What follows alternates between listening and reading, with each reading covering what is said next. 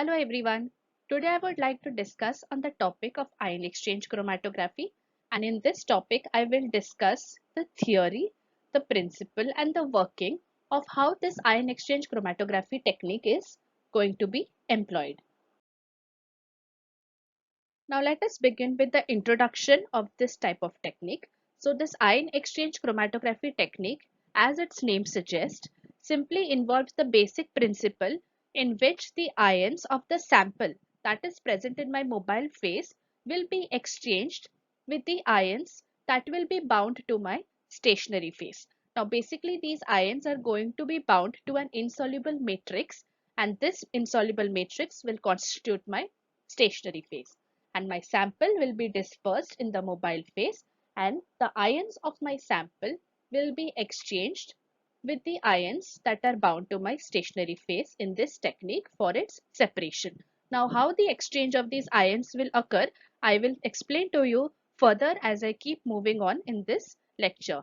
Now basically this technique is extremely useful for the separation of charged compounds such as large proteins, small nucleotides and amino acids. And this technique can be exclusively involved only for when we are going to use charged molecules. We cannot analyze or separate other types of molecules by this technique. It is essentially important that the analyte of interest should have a particular charge. Moving on to the principle of how this technique is going to be carried about. Before I explain the principle, there are certain terms that I would like to elaborate, as I will use these terms during explanation. So if I'm using the term influent, it refers to the liquid that is entering my column. And if I'm using the term effluent, it refers to the liquid that is leaving the column. And elution is the term which defines the process by which the adsorbed ions are going to be removed from my column. And eluent is the term used for the solution that is going to be used for my elution process, while eluate term is basically the solution that is obtained as a result of my elution procedure. Now moving on to the principle, I will explain with this simple diagram here. Now basically it is a process that separates ions based on their affinity for the ions bound to my matrix. Now these ions that are bound to my matrix I will call it as the ion exchanger. Now as the name suggests, why will I call it the ion exchanger? Because the ions of the matrix will be exchanged with the ions of my sample. Hence the name is given as the ion exchanger. Now this chromatographic technique is basically a column chromatographic technique, because this technique is solely dependent on my column properties, and the separation of the analyte is dependent only because of my column.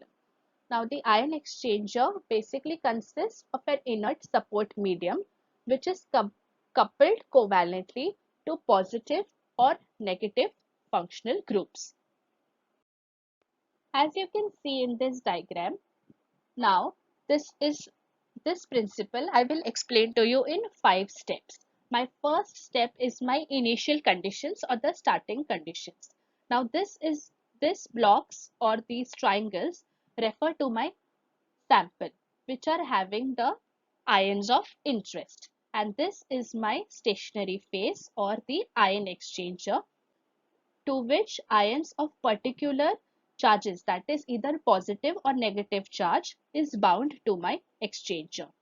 So these ions which are going to be exchanged with the ions of my sample are referred to as counter ions. Now once I have input my sample in my column, now whereas the sample moves through the column or the ion exchange matrix, an adsorption of the sample ions take place. So owing to their affinity, because the sample ions are going to have more affinity for my exchanger, they will displace my counter ions and will itself bind to my exchanger. Now these displayed counter ions can then be removed out of the column by washing the column. Now next step is the start of desorption. Now after my analyte of interest or the ions of interest have bound to my ion exchange resin or the ion exchange matrix, they need to be separated as well as eluted out of the column. Now, how will I elute them out of the column? Basically, I have to cause a desorption of these ions. So the desorption technique can be carried out by various procedures, which I will explain to you further. After carrying out the desorption, the ions of interest will detach itself from the ion exchange resin and will be separated outside the column. And once it has desorbed from the ion exchange resin, it can be removed from the column.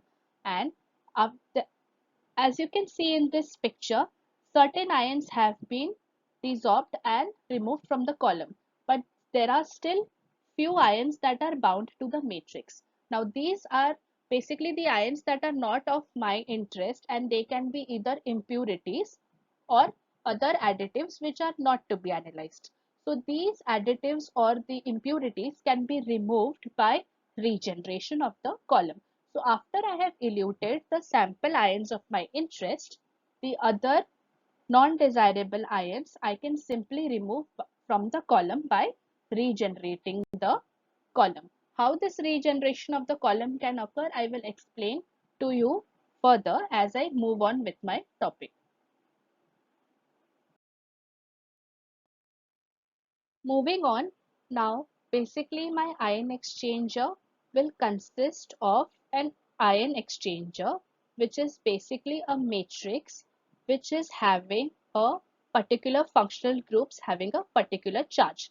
Now suppose my ion exchanger has negative charged functional groups, then this matrix with negatively charged functional groups are bound to positively charged ions. So, since it is bound to positively charged ions, and during the separation, the positively charged ions will be exchanged with the positively charged ions of my sample, such type of exchanger is called as the cation exchanger. And in case I'm using an anion exchanger, then my matrix will have positively charged functional groups to which anions or negatively charged anions are bound. Now these negatively charged anions bound to my matrix are my counter ions and will be exchanged for the anions present in my sample. And such type of an exchanger is called as an anion exchanger. So as the name suggests, cation exchanger will cause an exchange of cations, while anion exchanger will cause an exchange of anions. Now as you can see, let us consider a column which is having E minus and Y plus ions. So basically E minus is the charge of the exchanger while Y plus is my counter ion that is positively charged. So let X plus be the cation of my sample. Now as I said, the ions will bind to the matrix or will be exchanged with the matrix because of the magnitude of the charge. Now the sample cation, that is X plus, should have the magnitude of charge greater than Y plus. Now because the magnitude of charge of X plus is greater than the magnitude of charge of Y plus, it is able to be exchanged with Y plus. So Y plus will be displaced from my exchanger and X plus will bind to my exchanger matrix, and then Y plus will be dissolved. Now this Y plus cations can be removed from the column simply by passing mobile phase through the column, and my analyte of interest, that is my cation X plus, has successfully bound to my ion exchanger as you can see in this equation. Now as you can see in this diagram, this is an example of a cation exchange chromatography. Now as you can see, I have a resin which is consisting of negatively charged functional groups and hence is called as the negatively charged exchanger. Now to this negatively charged exchanger, I have positively charged cations which are my counter ions. Now these Y plus counter ions are going to be exchanged with the X plus cations of my sample. Now because X plus has higher magnitude of charge, it will displace Y plus from the matrix and will itself bind to my negatively charged exchanger, and these Y plus cations can be removed from the column while the X plus cations remains bound to my exchanger. Now the displaced ions from the matrix are then eluted from the column with the flow of my mobile phase. Now my bonded ion of interest, that is my X plus cation, can then be eluted out of the column basically by two methods. First is by adding a component M plus. So basically this component M plus will be my salt solutions of particular ionic strength. So these salt solutions basically should contain cations. So these salt solutions that are having cations, now these cations of the salt solution should have a charge higher than X plus cations. In doing so, it will compete with X plus cations, and the M plus cations which are present in my salt solution, because owing to its higher magnitude of charge, will displace X plus ions from my resin and will itself bind to the column. And in thus doing so, X plus cations can be eluted out of the column. Now the second criteria is by changing the pH of the mobile phase. So basically when we are introducing buffers into the mobile phase, then we are going to change the pH of the mobile phase. And since the pH of the mobile phase is changed, the X plus cation will lose its charge or will come to a neutral state or will have no charge. So since it has no charge and has lost its positivity, it will detach from the ion exchange matrix, and then after detaching itself from the matrix, it will be eluted out of the column with the flow of the mobile phase. Now we'll further discuss the regeneration of the column.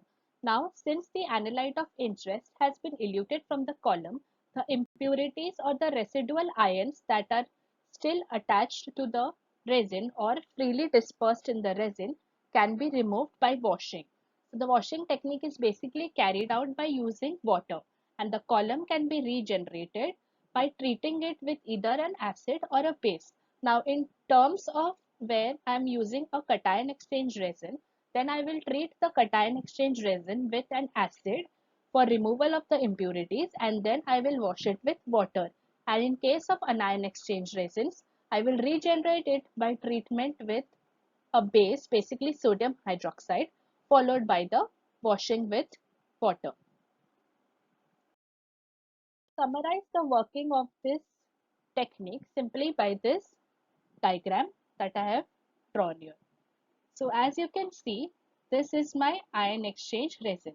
Now before I gave you an example of the cation exchange.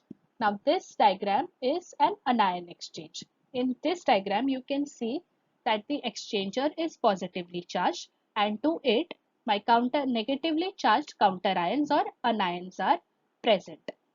Now as my sample ions enter into the column after injection, the anions of my sample, which are having higher magnitude of charge, will be adsorbed on the exchanger, my positively charged exchanger, and my counter ions will be displaced from the exchanger. Now these displaced counter ions will leave the column with the flow of the mobile phase.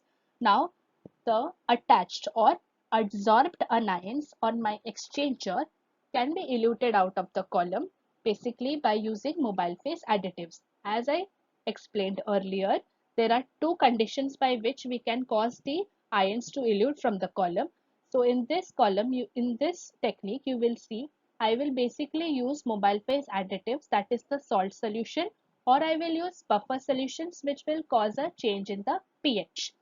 So when I'm adding a salt solution into the column, then the salt solution will have these negatively charged ions or the salt anions.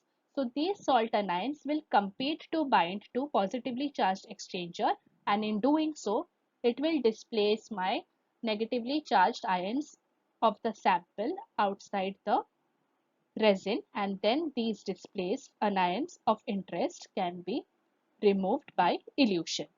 And the second criteria where I will cause a change in the pH. Now by adding some buffers, these anions will lose their negative charge and will have no charge or will be neutrally charged. So since it has lost its charge and has no charge, it will detach itself from the exchange resin and hence will be later eluted from the column simply by the flow of the mobile phase. Now this diagram depicts a cation exchange type of chromatography. Now here in this diagram I will explain how by using salt gradient, that is the composition of my salt solution will change with time. So by using a salt gradient technique I can elute out different ions from my column. Now considering this as my column, it is filled with the polymer beads which are bond to negatively charged functional groups. Now to this column I am going to introduce my protein sample. Now my protein sample or sample basically consists of ions which are having high positive charge, then ions which are having a considerable positive charge, then ions which are having considerable negative charge, and ions which are having high negative charge. So after the sample is introduced into the column and allowed to interact with the cation exchange resin, you will see that the ions which are having large net negative charge are eluted out of the column with the mobile phase, while the ions which are having net negative charge are then eluted next out of the column. Now since the ions with less positive charge and the ions with large net positive charge are bound to the stationary phase, these positively charged ions can then be removed from the column using salt solution. So basically first I will use salt solution of low concentration. So salt solution of low concentration will elute out ions that are having net positive charge, and to elute out ions which are having large net positive charge, I will increase the concentration of my salt solution so that the concentrated salt can compete with the higher charged ions and will displace the highly charged positive ions and will itself bind with the stationary phase, and in thus doing so ions are with the highest positive charge are going to be eluted out of the column. So in doing so, by changing the salt concentrations, that is by using the salt gradient, we can separate out the different ions from a sample. Now moving on, by this diagram I will explain to you the working how, depending on the change of the pH, the various protein samples can be separated. Now considering this as my column in which I have introduced my protein sample. Now my protein samples are basically consisting of amino acids which exist in the form of zwitterions. So zwitterions are compounds which contain both positive as well as negatively charged chemical groups.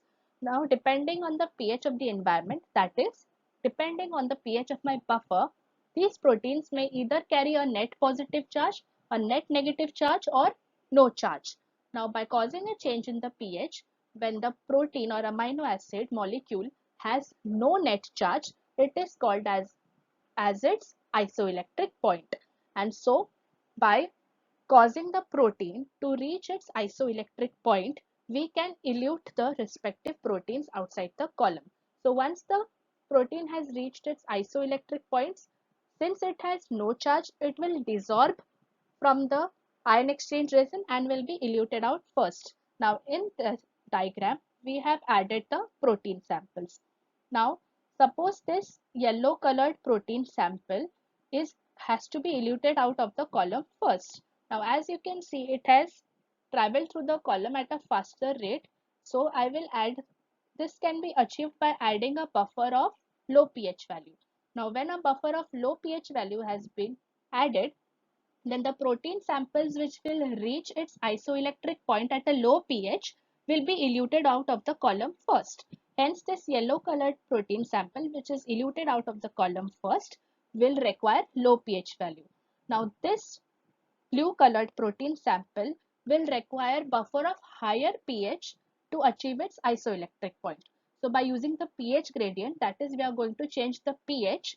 Now after my sample which is going to be eluted with low pH, I will elute the blue colored protein sample which can be eluted out of the column by using a buffer of higher pH. So buffer of higher pH will cause it to reach its isoelectric point, and hence after reaching the isoelectric point, it will be then dissolved from the resin and will be eluted outside the column. Now, in case of pH gradient elution, a good thumb rule for the choice of buffer pH is, like, if you're going to use an anion exchanger, then I will use a buffer which is having a pH of 0.5 to 1.5 units greater than the isoelectric point of my protein, because when the pH is greater than the isoelectric point of the protein, then the protein will exist in the negative charge. And in case of a cation exchanger, I will use a buffer having a pH 0.5 to 1.5 pH units less than the isoelectric point of the protein. So when the pH is less than the isoelectric point of the protein, then the protein will exist as a positively charged ion, that is a cation. In case of salt gradient elutions, proteins with few charge groups will elute at low salt concentrations, whereas proteins with many charge groups, that is, they are going to have a net charge higher, will be retained more on the column and hence will be eluted out of the column at higher salt concentrations. Now basically the commonly used salts are sodium and potassium chloride or sodium and potassium acetates, and the normal elution concentrations are used in the range of 200 to 500 millimolar. Now in this diagram, I have both the cation exchange chromatography as well as the anion exchange chromatography. In cation exchange chromatography, the positively charged protein can be eluted with an increase in the salt concentration, while the negatively charged protein in case of anion exchange chromatography can be eluted by also increasing the salt concentration. But in case of cation exchange chromatography, since I am going to use a buffer of low pH, so because the buffer is of low pH, the protein will exist in the form of cations. Now by increasing the pH, I will bring about the isoelectric point of the cations, and the cations will have no charge and will thus be eluted out of the column by virtue of increasing the pH. And in case of anion exchange chromatography, I am using a buffer of higher pH. So since the pH is high, the protein is going to exist as a anion, that is negatively charged ion. So the negatively charged ions are brought to their isoelectric point by decreasing the pH. So once the protein lose their negative charge because of the decrease in the pH, they are dissolved from the stationary phase and are then eluted out of the column. So friends, that will be all for today. The further topics of ion exchange chromatography I will explain to you in my next video lecture. Thank you for your kind attention.